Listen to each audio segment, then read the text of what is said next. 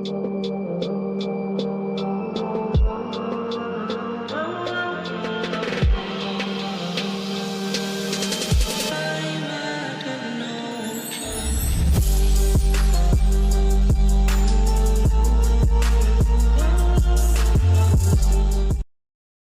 you ready to hear some news of the weird? So much.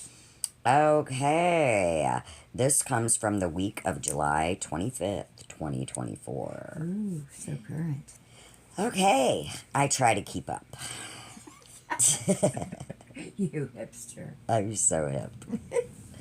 Dustin. And we're so old for saying hip. I know. I Go broke on. a hip. Is that my hip?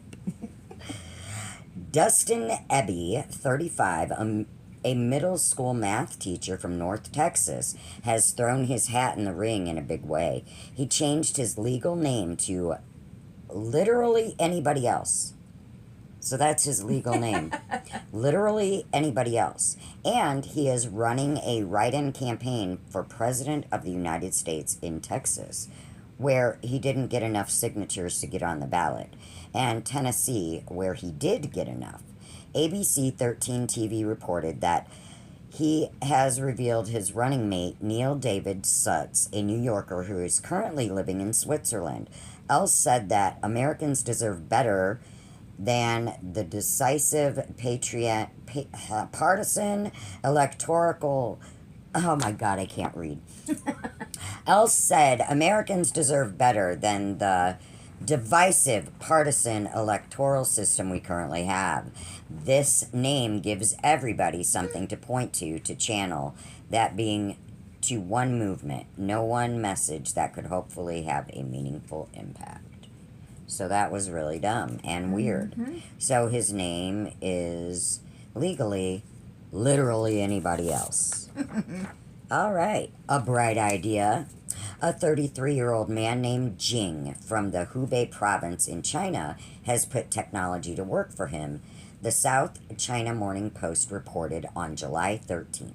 When he suspected that his wife Wu was having an affair with a coworker, Jing used a drone to follow her.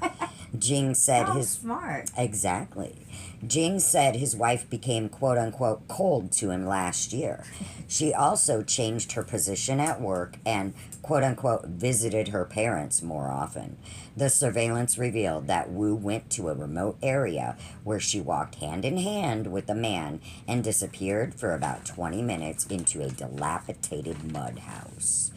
Her other man is her boss, Jing said. He plans to use the footing in the divorce case.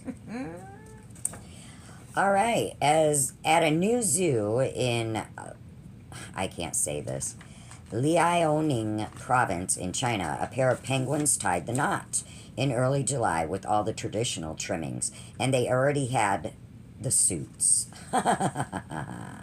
The South China Morning Post reported that the event was held in the Birds Pavilion with the standard red double happiness character, 8 banquet tables filled with fish and shrimp, and dozens of penguin guests. The breeder gushed that he had watched the couple getting to know each other, falling in love, and then walking down the aisle together. That's cute. Birdie love. As Sam's Club workers in Atlanta prepared to close the store on July 10th, a family of 3 women arrived 2 minutes before closing time, hoping to order 2 whole pizzas, WSB-TV reported. Workers told the women it was too late and tried to summon a manager.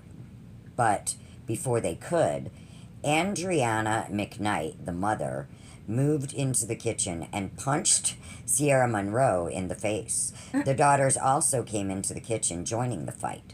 Other customers tried to break things up. Monroe said the blow to her face left her with a scar and that she would like more security in the store. Quote, I just feel like we need to have more security from the moment we open to the moment we close, every day, 7 days a week, unquote, end quote, she said. So that's crazy. Yeah. Like, let's get punched in the face over a pizza. Yeah.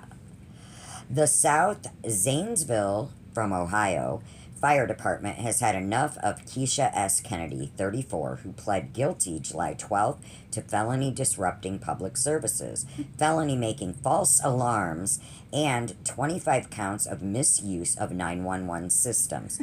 Officials said that starting in 2020, Kennedy called 911 nearly 400 times, multiple times a week, sometimes multiple times a day, hampering their ability to service people with actual emergencies.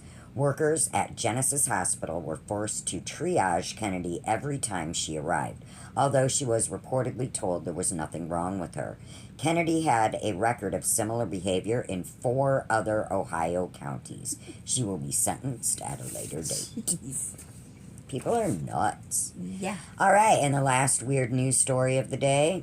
Honest Abe Auto Sales in Indianapolis, Indiana, is settling a lawsuit for bait and switch tactics, falsely advertised prices, and preying on customers with poor credit ratings, the Indianapolis Star reported on July 17th.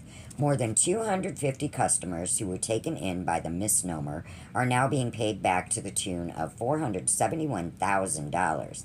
The fact that they call themselves Honest Abe just makes the facts of this case especially rich, said Attorney General Todd Rokita. And that, my friends, is the weird and news. Wow.